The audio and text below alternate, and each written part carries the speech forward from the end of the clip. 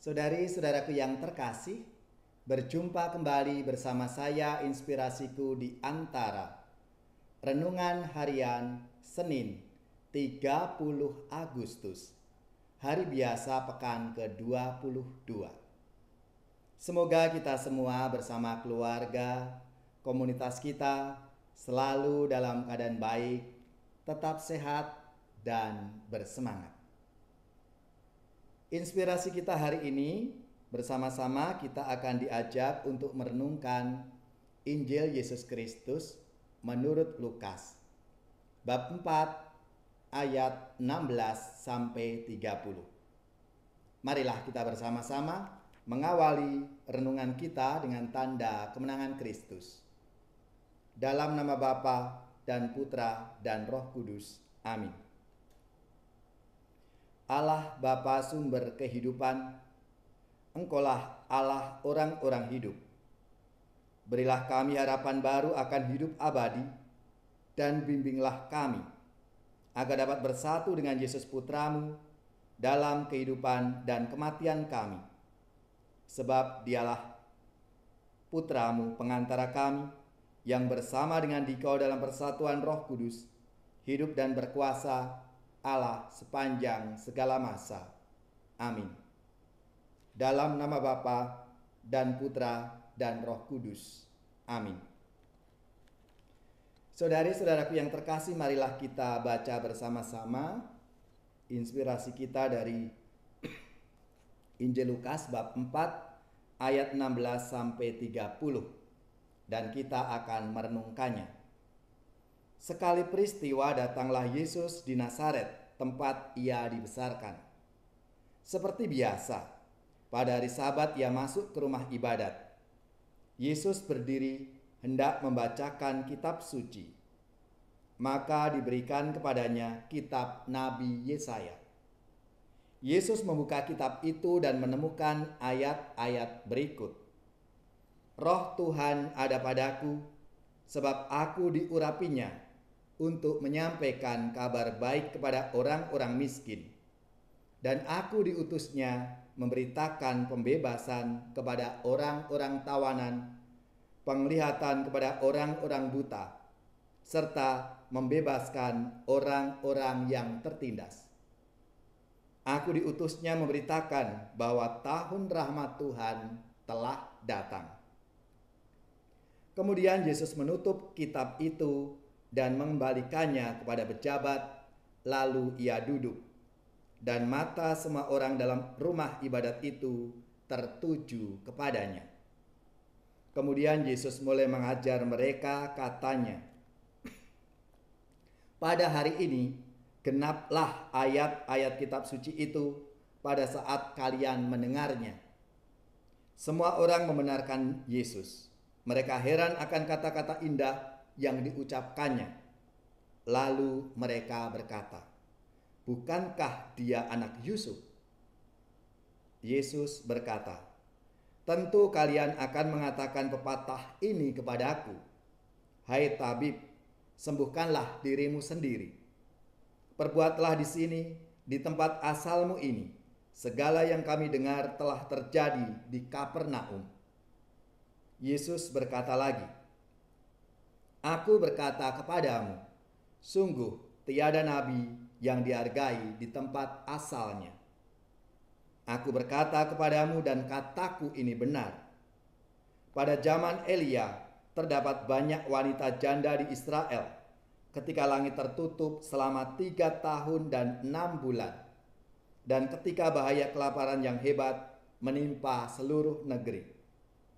Tetapi Elia diutus bukan kepada salah seorang dari mereka, melainkan kepada seorang wanita janda di Sarfat di tanah Sidon.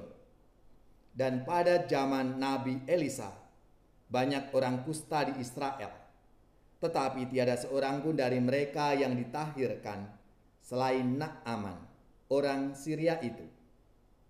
Mendengar itu sangat marahlah semua orang di rumah ibadat itu. Mereka bangkit, lalu menghalau Yesus keluar kota dan membawa dia ke tebing gunung tempat kota itu terletak, untuk melemparkan dia dari tebing itu. Tetapi Yesus berjalan lewat tengah-tengah mereka lalu pergi. Demikianlah sabda Tuhan.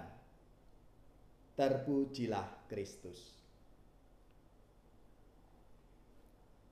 Saudari-saudaraku yang terkasih, pernah nggak kita mengalami pengalaman seperti ini? Misalnya, kita habis ikut retret, rekoleksi, atau mendapatkan pencerahan dalam acara-acara rohani yang kita ikuti. Biasanya, kita begitu semangat dan berkobar-kobar untuk memulai hidup yang baru, hidup yang lebih baik. Tetapi baru saja 1, 2, atau beberapa hari kita sudah kembali ke cara hidup lama kita. Kita lupa niat yang sudah kita ucapkan saat kita ikut retret atau rekoleksi atau acara rohani lainnya. Bahkan sehabis acara itu kita pernah berjanji kepada Tuhan. Tuhan, mulai hari ini saya tidak akan marah lagi.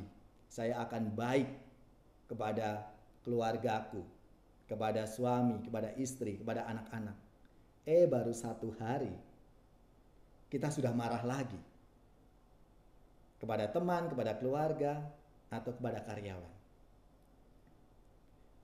Situasi seperti itu juga terjadi pada orang-orang Nazaret yang hari ini kita renungkan bersama.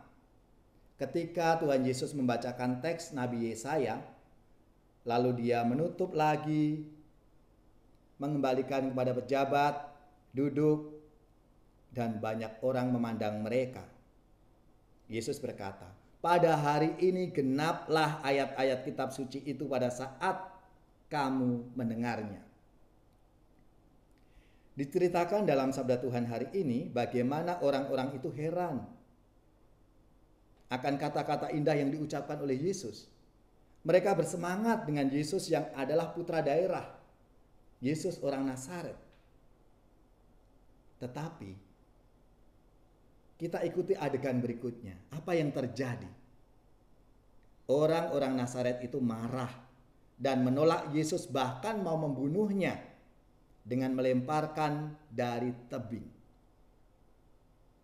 Mungkin menjadi pertanyaan kita semua. Mengapa orang-orang Nazaret itu menolak Yesus? Salah satu kemungkinannya, kemarahan orang-orang Nazaret adalah karena Yesus tidak mau dimonopoli. Mereka ingin agar Yesus itu hanya berkarya di Nazaret, membuat mujizat di situ, sehingga semua orang akan datang ke Nazaret dan Nazaret mendapatkan keuntungan ekonomis jika Yesus tidak kemana-mana.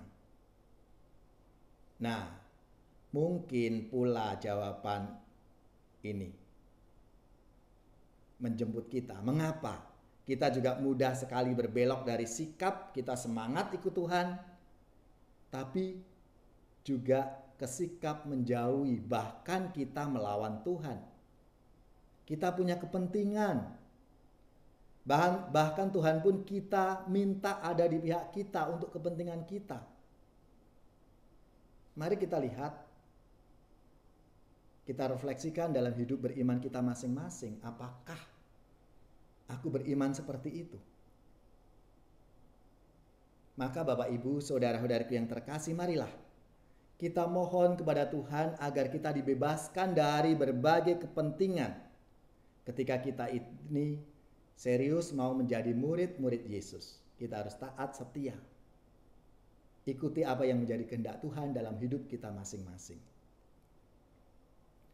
Gereja bagai bahtera mengarungi zaman.